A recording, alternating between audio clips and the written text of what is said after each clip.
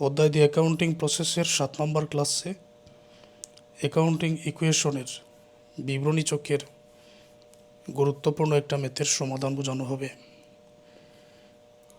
বিবরণী চকের প্রয়োজনীয় বেসিক বিষয় নিয়মকানুন আগের ক্লাসে আলোচনা করা হয়েছে, তো মনোযোগ দিয়ে আগের ক্লাসটা দেখো, তারপরে এই ক্লাসটা দেখো।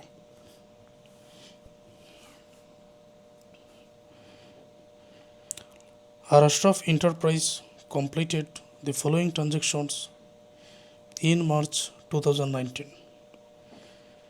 আর আশরাফ এন্টারপ্রাইজ নিচের লেনদেনগুলো 2019 সাল মার্চ মাসে শেষ করেছেন। Instructions show the effects of each of the above transactions on the accounting equation. হিসাব সমীকরণের উপর লেনদেনের প্রভাব দেখাও।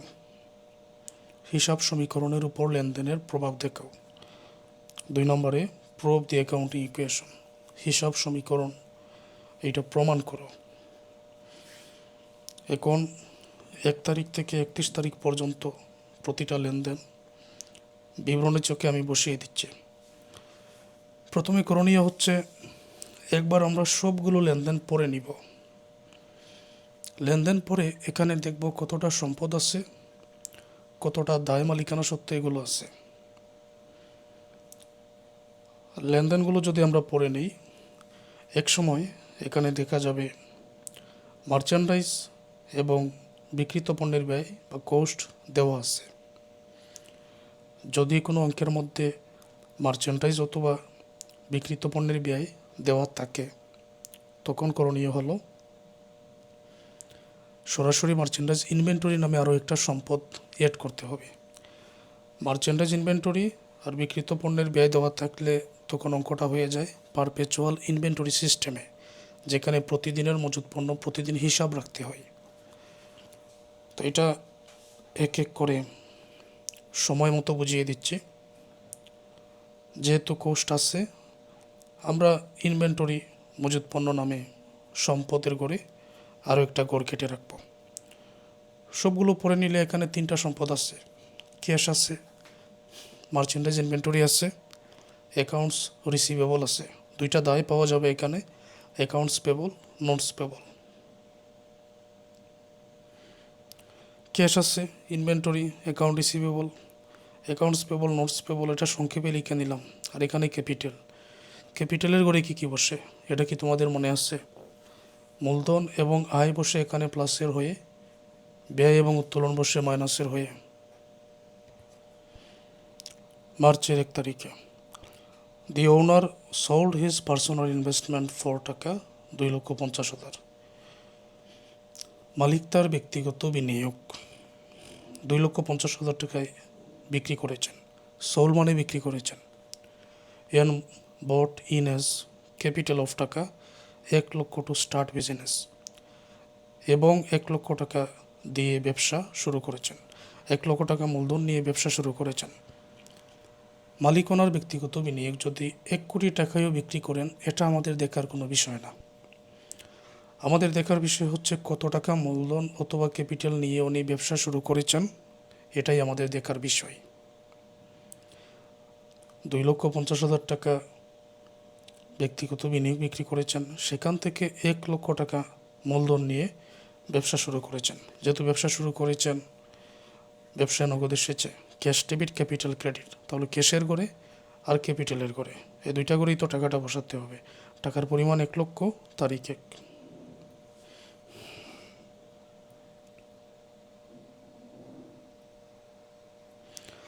এক তারিখে আমি ক্যাশের ঘরে লিখলাম টাকার পরিমাণ 1 লক্ষ।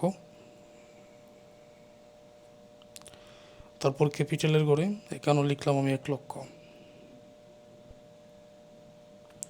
অর্থাৎ ক্যাশ ডেবিট, মূলধন ক্রেডিট, মূলধন এবং আয় কিন্তু এখানে প্লাসের হয়ে বসে, আর ব্যয় উত্তোলন এখানে মাইনাসের হয়ে বসে আমরা জানি। আর এখানে ক্যাশের টাকা সম্পদ বৃদ্ধি পেয়েছে, সম্পদ এবং দায় যদি বৃদ্ধি পায় আমরা জানি প্লাসের করতে হয়, হ্রাস পেলে মাইনাসের করতে হয়। তো এই বিষয়গুলো আমি আগের ক্লাসে আলোচনা করেছি, এখন আর এই বেসিকটা আলোচনা করছি না।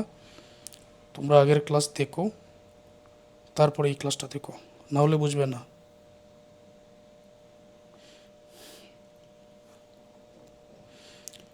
Paid office rent for the month 4,000। Paid মানে পরিশোধ, অফিস রেন্ট অফিসের ভাড়া পরিশোধ 4,000 টাকা। ভাড়া পরিশোধ করলে তো নগদ চলে যায়, আর নগদ যেহেতু চলে যায় সেই ক্ষেত্রে ক্যাশ হবে ক্রেডিট, রেন্ট এক্সপেন্স ডেবিট। তো রেন্ট এক্সপেন্স ব্যয়ের মধ্যে আর ক্যাশ তো সম্পদের মধ্যে।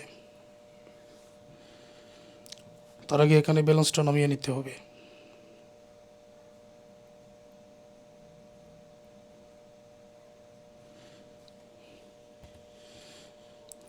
তো ব্যালেন্স আগের 1 লক্ষ টাকা, এখানে 1 লক্ষ টাকা।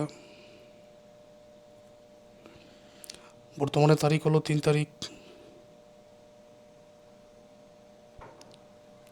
4,000 ক্যাশের ঘরে 4,000 নগদ চলে গেছে ভাড়া প্রদানের মাধ্যমে, একেবারে মাইনাসের টাকা ব্রেকের দিয়ে দিলাম, সম্পদ হ্রাস পেয়েছে। আর রেন্ট এক্সপেন্স ডেবিট, ব্যয়টা এগোরে বসাতে হয়, আর ব্যয় এখানে মাইনাসের হয়ে বসে, তাই ব্রেকের দিয়ে দিলাম। বুঝতে পেরেছো? এটা রেন্ট এক্সপেন্স ডেবিট। তো রেন্ট এক্সপেন্স এটা তো ব্যয়, ব্যয় হলে তো এটা ক্যাপিটালের ঘরে মাইনাসের করেই বসাতে হয়, এটা হলো নিয়ম। ক্যাশ ক্রেডিট নগদ চলে গেছে, তাই ব্রেকের দিয়ে দিলাম।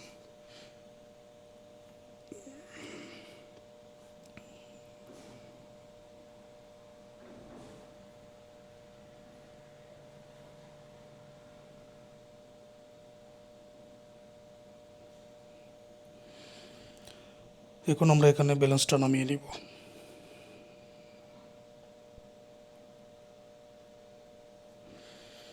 এক লক্ষ থেকে 4,000 বিক করলে 96,000, এটাও 96,000। পারচেজ মার্চেন্ডাইজ ফর ক্যাশ টাকা 60,000। পারচেজ ক্রয় মার্চেন্ডাইজ পণ্য ক্রয় নগদ 60,000 টাকা। নগদে পণ্য ক্রয় 60,000 টাকা। তো নগদে যদি পণ্য ক্রয় করা হয়, এখানে নগদ চলে গেছে, ক্যাশ হবে ক্রেডিট, আর পারচেজ হবে এখানে ডেবিট। এখন একটা আলোচনা গুরুত্বপূর্ণ, যদি কোনো অঙ্কের মধ্যে এই যে এখানে কোস্ট আছে, কোস্ট বলতে এটা কোস্ট অফ গুডস সোল্ড, বিক্রিত পণ্যের ব্যয়। তো বিক্রিত পণ্যের ব্যয় যদি কোনো অঙ্কের মধ্যে দেওয়া থাকে, মার্চেন্ডাইজ দেওয়া থাকে, তখন যেই নিয়মে এটার জাবেদা দাখিলাটা করতে হয়, এটা হচ্ছে পারপেচুয়াল ইনভেন্টরি সিস্টেম। আরেকটা সিস্টেম হচ্ছে পিরিয়ডিক ইনভেন্টরি সিস্টেম। পারপেচুয়াল আর পিরিয়ডিক ইনভেন্টরি সিস্টেমের মধ্যে পার্থক্যটা কি? পার্থক্যটা আমি এখানে সহজে বোঝাই। যেমন এটা পণ্য ক্রয় 60,000 টাকা। যদি আমি তোমাকে এখন প্রশ্ন করি পণ্য ক্রয় 60,000 টাকা, এটার জাবেদা দাখিলাটা তুমি আমাকে বলো, তুমি বলবে পারচেজ ডেবিট, মানে ক্রয় ডেবিট নগদান ক্রেডিট, ক্রয় ডেবিট নগদান ক্রেডিট। কিন্তু পারপেচুয়াল ইনভেন্টরি সিস্টেমে ক্রয় সংক্রান্ত যা আছে, ক্রয় ফেরত, ক্রয় বাট্টা, ক্রয় পরিবহন, ক্রয় সংক্রান্ত যা আছে, এগুলোর পরিবর্তে সরাসরি মার্চেন্ডাইজ ইনভেন্টরি লিখতে হয়। এই ক্ষেত্রে পারপেচুয়াল ইনভেন্টরি সিস্টেমের ক্ষেত্রে তুমি ক্রয় ডেবিট বলতে পারবে না, ক্রয়ের পরিবর্তে লিখতে হবে মার্চেন্ডাইজ ইনভেন্টরি ডেবিট, বাকিটা ঠিক থাকবে। নগদ চলে গেছে ক্যাশ ক্রেডিট। পণ্য ক্রয় 60,000 টাকা, তুমি এটা কি বলবে? পারচেজ ডেবিট, এটাই তো তুমি বলবে, পারচেজ ডেবিট, নগদ চলে গেছে ক্যাশ ক্রেডিট। এটা হলো পিরিয়ডিক ইনভেন্টরি সিস্টেম। যেহেতু অঙ্কটার মধ্যে কস্ট অফ গুডস সোল্ড আছে, এই জন্য এটা পারপেচুয়াল ইনভেন্টরি সিস্টেমে মেথে সমাধান করতে হবে। তখন করণীয় কি? এক কথায় ক্রয় সংক্রান্ত যা আছে, এটার পরিবর্তে লিখতে হবে মার্চেন্ডাইজ ইনভেন্টরি। বোঝাতে পেরেছি? এখানে পারচেজ এখন লেখা যাবে না, কারণ এটা পারপেচুয়াল ইনভেন্টরি সিস্টেম। ক্রয় ফেরত, ক্রয় বাট্টা, ক্রয় পরিবহন, এগুলোর পরিবর্তে মার্চেন্ডাইজ ইনভেন্টরি লিখতে হয়। তো মার্চেন্ডাইজ ইনভেন্টরি ডেবিট, ক্যাশ করা হবে এখন ক্রেডিট, ক্যাশটা ঠিক থাকবে, শুধু ক্রয়ের জায়গায় মার্চেন্ডাইজ ইনভেন্টরি। তো এটা কোথায় এখন বসাবো? 60,000 টাকা, এই যে দেখো, তখন এই যে ইনভেন্টরি নামে একটা ঘর আমরা কেটে রেখেছি, এই ঘরে বসাতে হবে। আর ক্যাশের টাকা তো ক্যাশের ঘরেই বসাবো। টাকার পরিমাণ ছিল 60,000 টাকা। তারিখ হলো 4 তারিখ। ক্যাশের ঘরে আর ইনভেন্টরি ঘরে। এখন প্লাস মাইনাস, যেহেতু মজুত পণ্য ক্রয় করা হয়েছে, তাহলে 60,000 টাকা, এটা 60,000 টাকার মজুত পণ্য ব্যবসায়ের মধ্যে বৃদ্ধি পেয়েছে, এই জন্য এটা প্লাসেরই থাকবে। তাই এটা ক্রয় করতে গিয়ে নগদ কিন্তু চলে গেছে, এই জন্য এটা মাইনাসের হবে।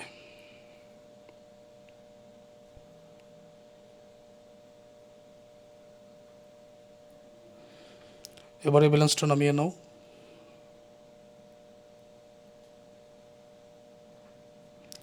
ছিয়ানব্বই থেকে 60,000 যদি বিয়োগ করা হয়, এখানে 37,000, 60,000, 96,000, আগেরগুলো নামিয়ে নিলাম।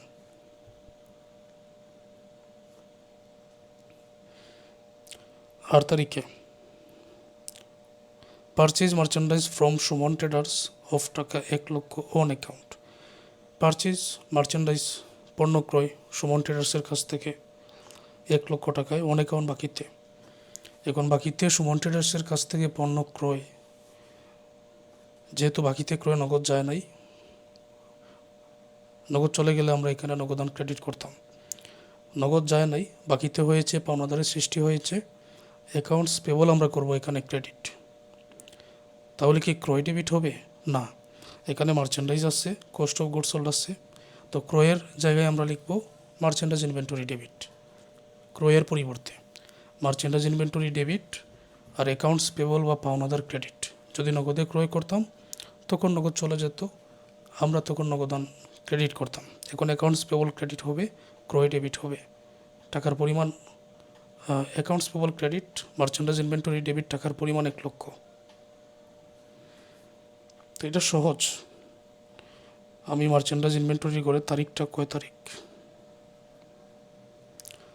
8 তারিখে 1 লক্ষ, আর পাওনাদারের করে 1 লক্ষ।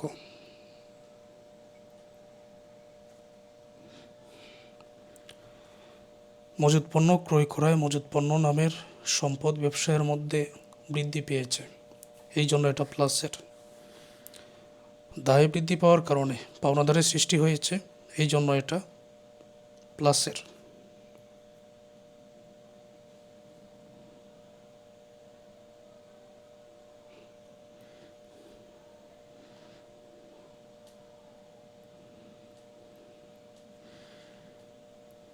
আগের 34,000, এটা হবে 1,60,000, এখানে হবে 1,96,000,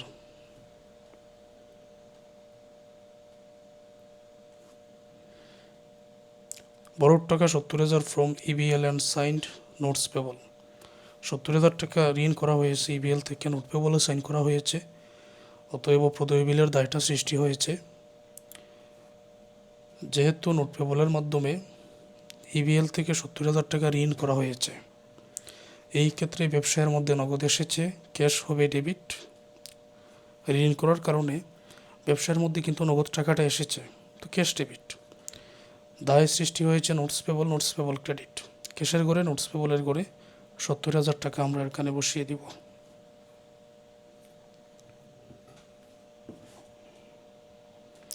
তারিখ হলো এখানে 10 তারিখ,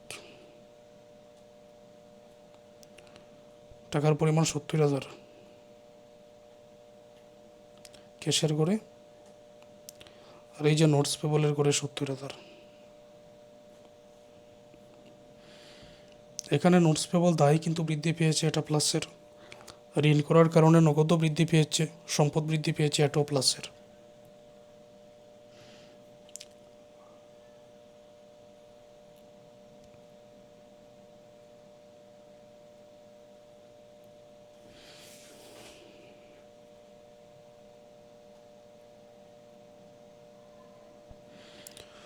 চৌত্রিশ হাজার আর 70,000 যোগ করলে 1,06,000,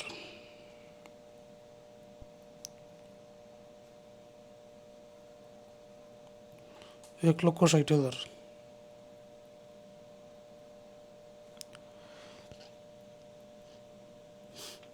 70,000, 96,000, 16 তারিখে সোল্ড মার্চেন্ডাইজ ফর ক্যাশ টাকা 85,000। সোল্ড মানে বিক্রয়, মার্চেন্ডাইজ পণ্য, ক্যাশ নগদ। নগদে পণ্য বিক্রয় 85,000 টাকা। The cost price of the sold goods টাকা 65,000। আর ওই বিক্রিত পণ্যের ব্যয় 65,000 টাকা। এটা ভালো করে বুঝো। নগদে পণ্য বিক্রয় 85,000 টাকা, আর এখানে যে কস্ট অফ গুডস সোল্ড বিক্রিত পণ্যের ব্যয় যেটা বলা হয়েছে 65,000, এটার মানে কি? মানে হলো যে পণ্য 85,000 বিক্রয় করা হয়েছে ওই পণ্যের উপরে ব্যবসায়ের মালিকের খরচ বা ব্যয় হয়েছে 65,000 টাকা। আমি যদি পণ্য বিক্রি করতে চাই, আগে তো ক্রয় করে আনতে হবে। তো পণ্যটা আগে ধরো আমি ক্রয় করলাম, তো গাড়ি ভাড়া লেগেছে, আরও বিভিন্ন খরচ আছে। এই সব কিছু মিলিয়ে যে খরচটা হয় এটা হলো বিক্রিত পণ্যের ব্যয়। কোনো একটা পণ্য ক্রয় করলাম, গাড়ি ভাড়া করে নিয়ে আসলাম, এখন পর্যন্ত পণ্যের উপর ধরো আমার 85 টাকা খরচ হয়েছে, এটা আমি বিক্রি করলাম 100 টাকা দিয়ে। তাহলে কত টাকা লাভ? 15 টাকা লাভ। তাহলে বিক্রয় মূল্যের মধ্যে বিক্রিত পণ্যের ব্যয়ও আছে, মুনাফাটাও আছে। 15 টাকা লাভ যেটা, এটা মুনাফার টাকা।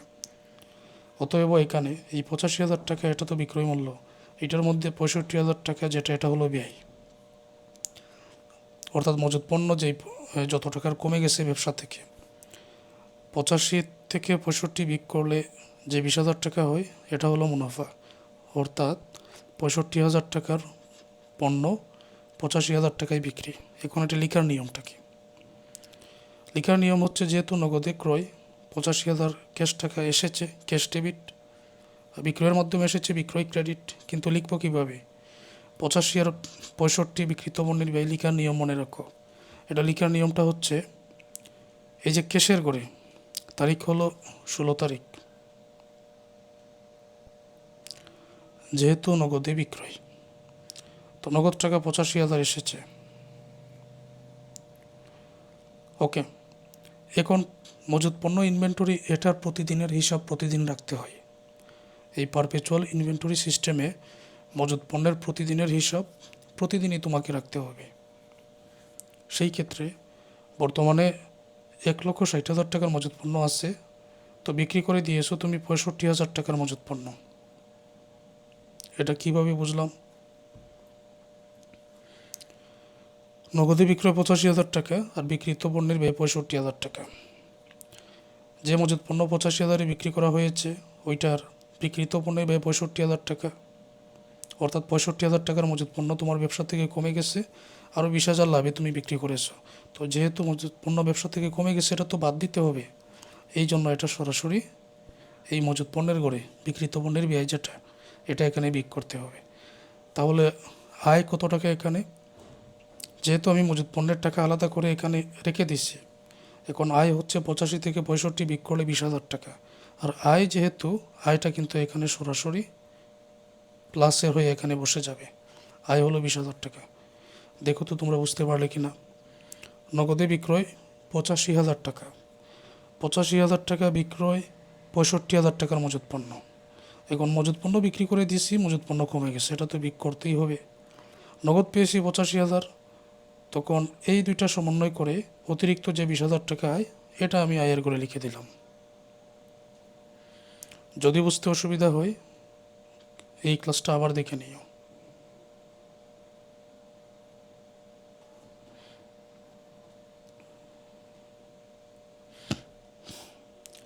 ব্যালেন্সটা নামিয়ে নাও।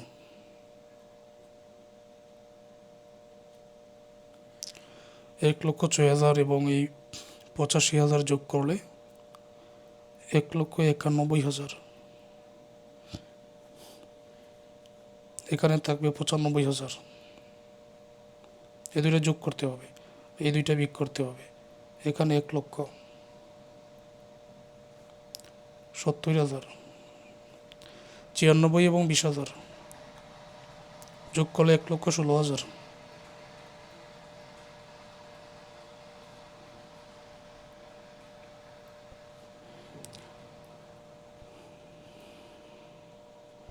সোল্ড মার্চেন্ডাইজ টু রানার টাকা 1,20,000। সোল্ড মার্চেন্ডাইজ মানে মজুত পণ্য বিক্রয়, রানার ট্রেডার্স, রানার কাছ থেকে, রানার কাছে মজুত পণ্য বিক্রয়। বিক্রিত পণ্যের ব্যয় কোস্ট হচ্ছে 85,000, এখানে শর্ত হচ্ছে 2, 10 and 30। এগুলোর মানে কি? পণ্য বিক্রয় 1,20,000 টাকা, বিক্রিত পণ্যের ব্যয় 85,000 টাকা। মানে যে পণ্য 1,20,000 বিক্রয়, এটার মূল্য 85,000 টাকা, বা এটার উপর খরচ হয়েছে ব্যবসায় প্রতিষ্ঠানের 85,000 টাকা। আয় হচ্ছে এখানে 35,000। 1,20,000 থেকে 85,000 বিক করলে 35,000 টাকা আয়। তো শর্ত যেটা, এটা কি? এটা হলো, যদি এটা তো রানা আছে বাকিতে বিক্রয়, সোল মার্চেন্ডাইজ টু রানা, রানার কাছে বাকিতে বিক্রয়, যদি কোনো লেনদেনের মধ্যে নাম লেখা থাকে এটা বাকিতে হয়। ব্যবসায় প্রতিষ্ঠানে অসংখ্য লেনদেন ঘটে, সবার নাম লিখে রাখার প্রয়োজন পড়ে না, নাম তাদেরই লিখে রাখতে হয় যাদের সাথে বাকিতে লেনদেন হয়। যেহেতু ক্যাশের উল্লেখ নেই, নাম আছে, অতএব এটা বাকিতে। বাকিতে যেহেতু বিক্রয়, যদি 10 দিনের ভিতরে রানা টাকাটা পরিশোধ করে দেয় 2% ডিসকাউন্ট পাবে রানা। তবে 30 দিনের ভিতরে অবশ্যই টাকা পরিশোধ করতে হবে, এটাকে বলা হয় N30। 10 দিনের ভিতরে টাকা পরিশোধ করে দিলে রানা 2% ডিসকাউন্ট পাবে, এগুলো বোঝায়। তো এটা তো ক্যাশ ডেবিট হবে না, দেন আদার ডেবিট হবে, যেহেতু বাকিতে বিক্রয়। আমরা এটা দেন আদার ডেবিট, বিক্রয় ক্রেডিট, এটাই জার্নাল হয়। তবে লিখার নিয়মটা কি? আমি এটা দেন আদারের করে এবং মজুদ পণ্যের করে বিক্রিত পণ্যের ব্যয় লিখতে হবে, আর আয়ের টাকাটা আয়ের করে। তো এটা দেন আদারের করে আমি লিখলাম, তারিখ হচ্ছে 21 তারিখ।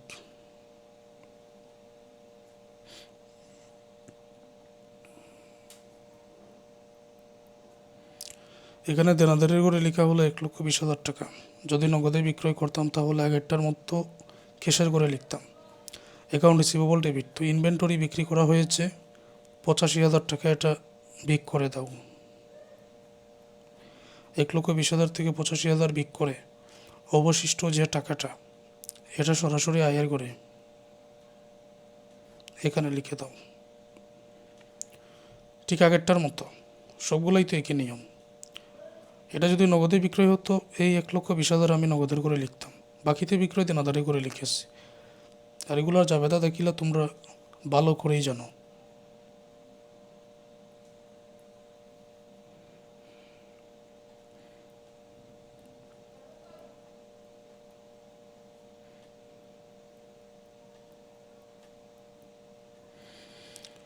$1,91,000, 10,000, 20,000, 1,70,000, 2,16,000 আর 1,16,000 আর 35,000 যোগ করে 1,51,000।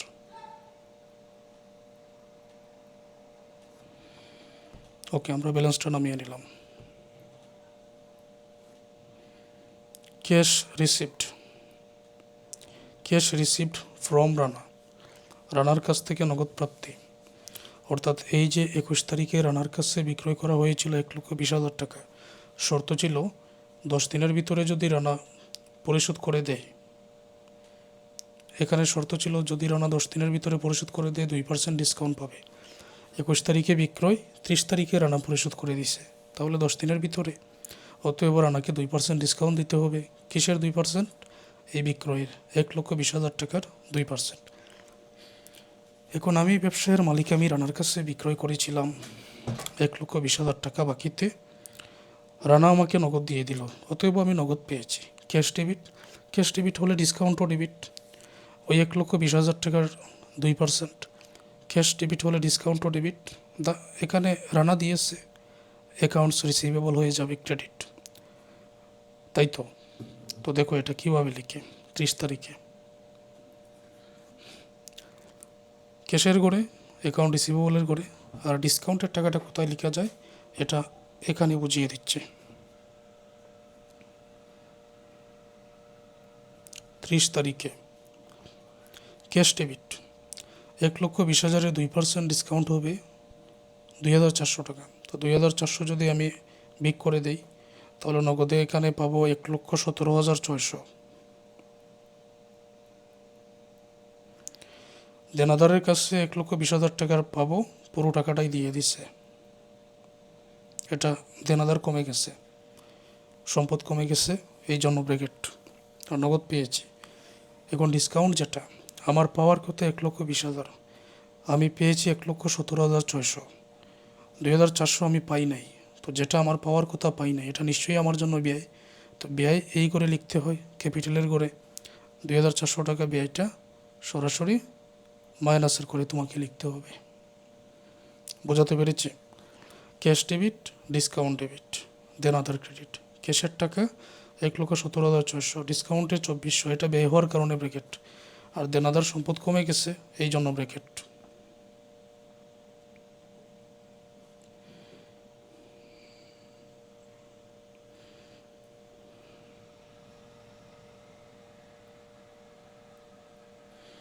দুইটা যোগ করো,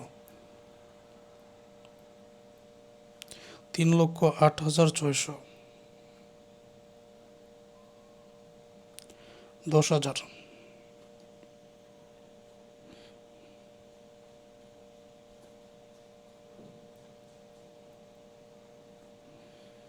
0,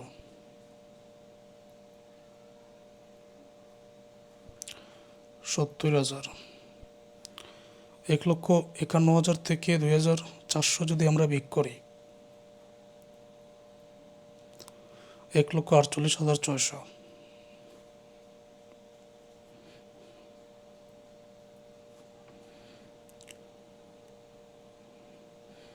পেইড স্যালারিজ টাকা 10,000, পেইড পরিশোধ স্যালারি বেতন, বেতন পরিশোধ 10,000 টাকা, নগদ চলে গেছে। Cash credit, salary expense debit,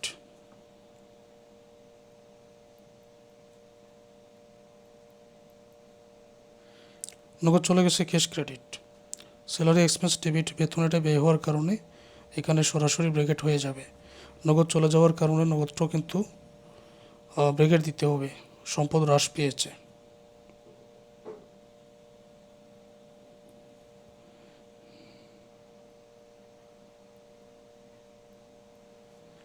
$3,08,600 থেকে 10,000 বিয়োগ করলে 2,98,600।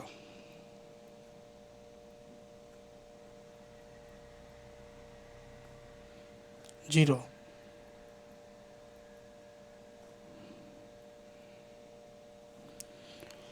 1,48,600 থেকে 10,000 বিয়োগ করলে 1,38,600। এখন আমাদের এখানে হিসাব করে নিতে হবে।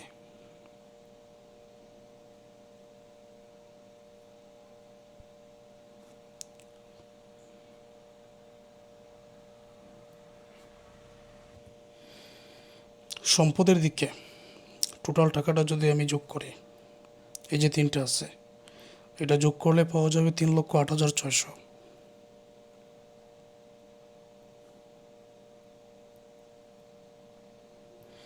এটা ক্লোজ করে দাও। এখানে হবে 3,08,600। এখন আরও একটা প্রশ্ন বাকি, প্রুভ দি অ্যাকাউন্টিং ইকুয়েশন।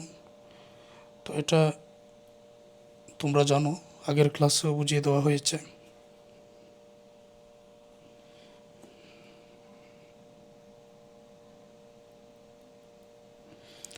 অ্যাকাউন্টিং ইকুয়েশনটা হচ্ছে অ্যাসেটস ইকুয়াল টু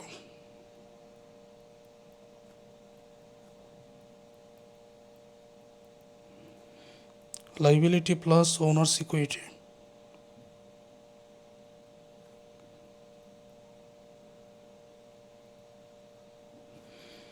এখানে সম্পদ যা আছে আমি আর নাম লিখলাম না, সরাসরি যোগ করে দিলাম।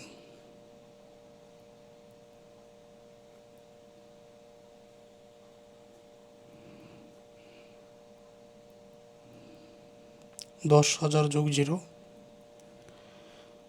এখানে আছে লাইবিলিটি আছে 1,00,000 প্লাস 70,000, ক্যাপিটাল আছে 1,38,600। যোগ করো,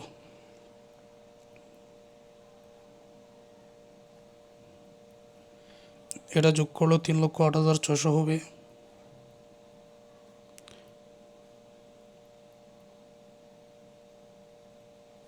অ্যাপ্রুভড।